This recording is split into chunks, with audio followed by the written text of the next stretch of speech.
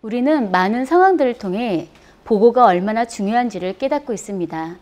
짧은 시간 안에 상사와 상대를 설득할 수 있는 기법은 무엇이 있을까요? 때론 논리적으로, 때론 상대가 수용할 수 있도록 보고하는 방법에 대해 알아보도록 하겠습니다. 보고 유형별 발표하는 스킬에 대해서 안내를 해드리도록 하겠습니다.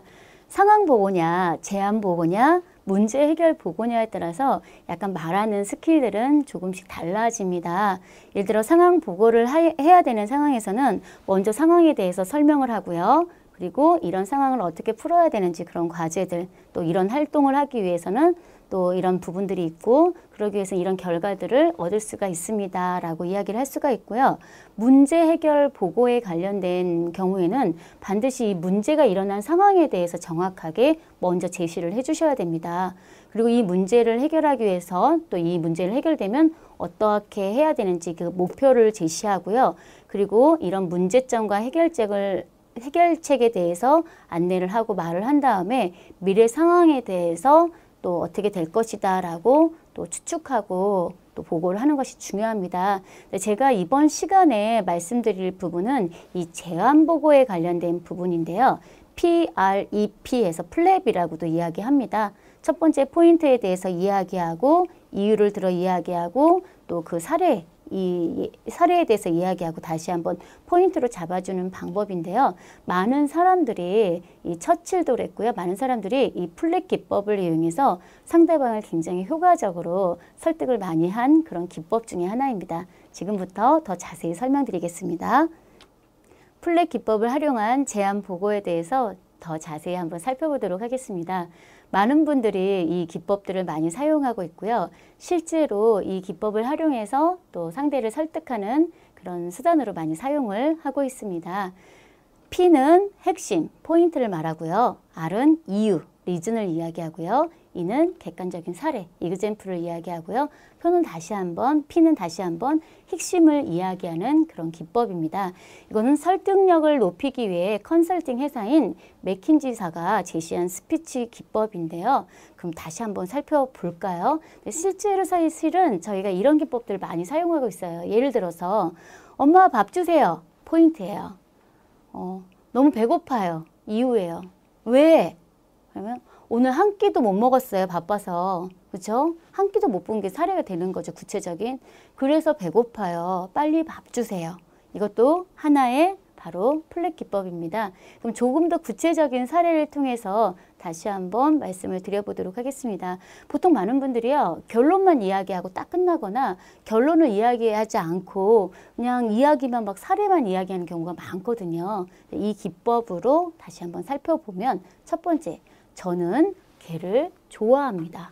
네, 결론을 이야기했어요. 이유는 무엇입니까? 왜냐하면 걔는 머리가 좋고 인간에게 도움을 주기 때문입니다. 인간에게 도움을 줘요? 구체적인 사례가 뭐가 있는데요?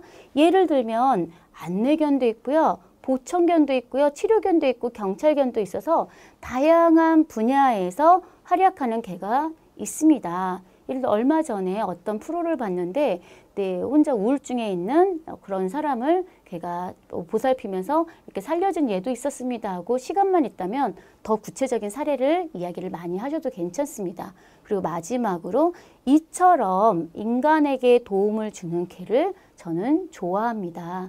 P와 마지막 P가 있지만요. 마지막 P에서는 조금 더 강조해서 설명을 해주시는 것도 타당합니다. 저는 그냥 개를 좋아해요. 그냥 좋아요. 그것이 아니라 구체적인 이유와 사례를 드니 훨씬 더 설득을 할 수가 있겠죠.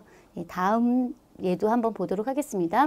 어떤 기관에서 숲태교 프로그램 제공이 빨리 시급하다는 그런 생각을 한 거예요. 그래서 보고를 하고자 합니다.